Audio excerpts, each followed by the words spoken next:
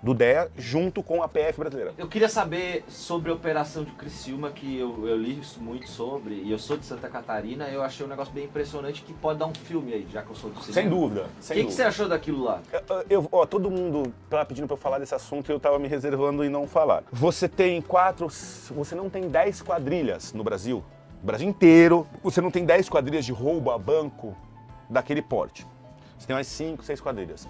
Os grandes policiais que trabalham com roubo a banco, do DEIC, tanto de São Paulo, Rio de Janeiro, outros estados, alguns policiais do Nordeste que investiam naquelas quadrilhas do cangaço, já ouviram falar no cangaço nordestino, que entra na cidadezinha? Tem esses criminosos mapeados, a gente sabe quem que é. Você sabe quem que é. Só que qual que é a grande dificuldade ali que a população tem que entender? É colocar o desgraçado na cena do crime. Porque eu jogo limpo, eu sou policial, entendeu? A coisa é muito inversa, assim, eu preciso ter sorte uma vez. Se eu tiver uma sorte uma vez, eu meto ele na cadeia. O ladrão tem que ter sorte sempre, porque ele quer sempre fugir. Então se ele não tiver sorte, eu pego ele. Mas a minha sorte, ela tem que vir corroborada de um negócio chamado prova. Então, se ele chega lá, eles chegam às vezes de luva, máscara, balaclava. Pra vocês terem uma ideia, uma quadrilha dessa, você acha que o cara sai de São Paulo e vai até Criciúma armado de fuzil? Não. As armas vão antes, todas desmontadas. Vamos falar um pouco de filme, né? Não é filme, é verdade. As armas vão todas antes, todas desmontadas em vários carros. Eles vão alugar um sítio, uma chácara. Vai ter um cara, dois trouxas lá, dois armeiros que vão montar as armas todas. Vai montar aquele arsenal. Eles têm um planejamento. No dia do crime, cada ladrão dos mais fortes, porque ali, como qualquer lugar, você tem a mão de obra, o núcleo duro, que é 5, 6 caras, que são os caras que são os donos do crime. Ó, gente, os dois polos, os dois seriados do Netflix para você entender o mundo do crime, do roubo e o mundo do crime do tráfico. Casa de Papel e Narcos. É bem romanceado, mas é aquilo. Então eu tô falando agora da Casa de Papel. Escritos por bandidos, imagina os caras que... Então assim, a gente tá na Casa de Papel. Então assim, toda aquela cena, aquilo tudo calculado, um deslocamento daquele, o ladrão que é o cabeça, ele vai chegar na cidade, em Criciúma. Não vai chegar em Criciúma. Ele vai chegar em alguma cidade perto de Criciúma, área rural, onde tá as armas, pra ele pegar, se armar e ir pra cena do crime. Ele vai pra lá com um carro bom, com a mulher dele, com o filho. E a mulher dele, o filho e a criança vão pegar ele no ponto 2, que não é o ponto 1, equipa no ponto 1, rouba o ponto 2, e desequipa no ponto 3, na esquina já entra num carro com uma mulher, criança, tal, com outra roupa. Caralho, é tipo... Pega a filmagem da cena do crime, só o olho pra fora. É tipo filme, é tipo filme. Você acha que existe uma troca uma troca de informação do tipo roteiristas que tem porque às vezes eu vejo uns filmes que eu falo, cara, daria certo um crime sendo feito dessa... Não é perigoso? É só estudar. A história do crime. Se você pegar os grandes crimes, os grandes roubos da história, avião pagador, tal. Não, a história do crime mostra como o crime foi montado. Caralho. Então, você fez uma pergunta, eu tô te mostrando a dinâmica desse crime. Tem muito planejamento. É extremamente elaborado, mas esse planejamento tá girando em torno de 5 pessoas e as outras 45 é mão de obra, que vai receber 5 mil reais, 10 mil reais, 5 mil Que é reais. o que vai tomar o tiro também. Como tudo. Como tudo. O traficante fodão é um, o resto é tudo mão de obra. O empresário mega milionário é um, o resto é tudo mão de obra. É tudo. Tudo. Então, assim, aquilo, para concluir meu posicionamento, eu preciso de subsídio. A polícia precisa de instrumento legislativo de trabalho. Como é que eu coloco um desgraçado daquele na cena do crime? DNA. Que caiu um fio de cabelo. Então, você tá entendendo? Pra ele ir lá roubar e colocar a máscara é a coisa mais fácil. Pra eu conseguir condenar... Porque quem busca a condenação é o delegado. Quem produz a prova é o delegado. O juiz decide, o promotor acusa. Mas acusa em cima da prova pronta que eu já dei. Eu que tenho que provar que ele tava naquele dia, naquela hora. A antena do celular dele mostra que ele tava lá, não sei o que lá, tal. Mas isso não tinha que ser o contrário? Por exemplo, tu me falou que tem 5 ou 6 quadrilhas.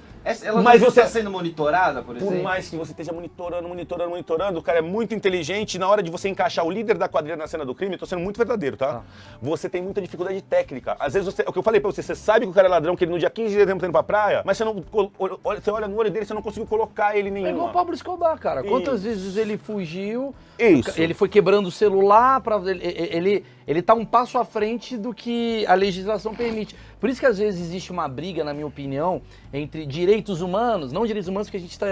Mas assim, entre uma galera e outra galera, que o policial fala, irmão, não vai dar certo eu prender esse cara se eu seguir todos esses protocolos que vocês estão querendo jogar pra gente. Eu não chego em lugar nenhum. Eu não vou conseguir prender. E aí fica essa disputa do tipo assim, tá, vocês querem usar esse protocolo? Eu não vou conseguir prender, porque esse cara ele é criminoso, ele tá à margem. Ele tá à margem, ele tá lendo a regra. Tem uma regra, ele pra tá ele lendo não tem regra. e ele está fugindo da Ó, regra. Maurício, a gente tá numa troca de tiro no meio dos Você tem regra e ele não. No meio dos jardins. Eu tenho que olhar se vai ter, resvalar, tirar, tal. É jogar futebol, você jogando futebol, você é o Real Madrid contra um time que pode fazer gol com a mão.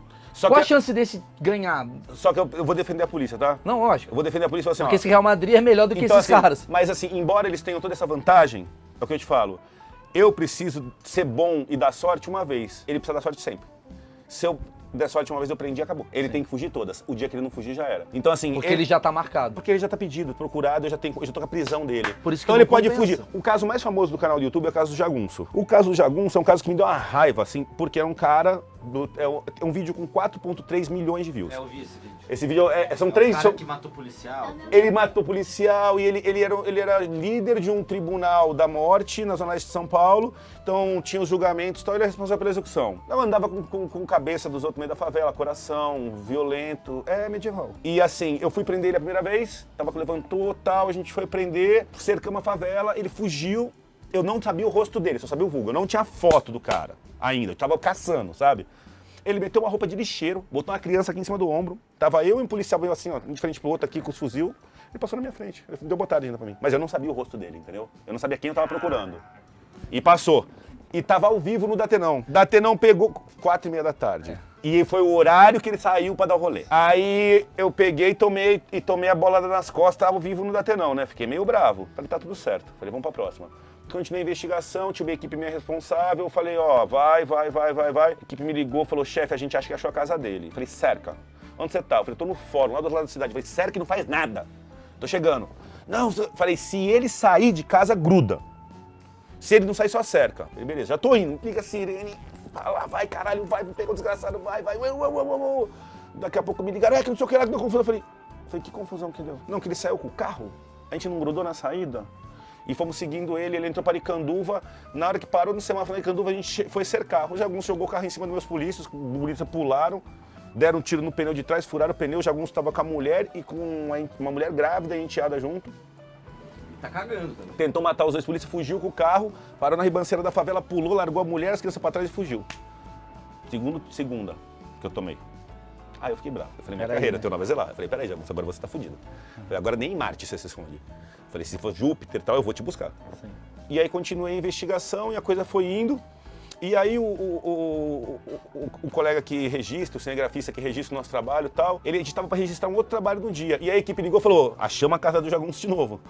E são esses 3 vídeos que eu até recomendo, se alguém quer conhecer o trabalho do canal, são 3 vídeos. Eu porque esses vídeos em ouvir você. Eles são muito verdadeiros, legal. Porque é um vídeo que ele me pegou ali no meio de uma tarde, do horário do Datenão, 3 da tarde, os caras falaram, chama a 3ª vez a casa. E aí eu virei pro menino que filma e falei, não filma, porque agora eu vou ter que trabalhar bem sério, eu não sei se eu vou falar palavrão, se eu não vou, porque agora esse caso tá me incomodando. Já virou o olhinho, né? Falou, não, agora é jogo, final de Copa do Mundo. Sim. E aí ele falou, pô, deixa eu filmar e tal. Então ele fez, assim, esse vídeo ele é legal porque é muito real. É muito eu mesmo em cima de uma coisa que estava me incomodando muito, de um cara que era uma prisão muito importante.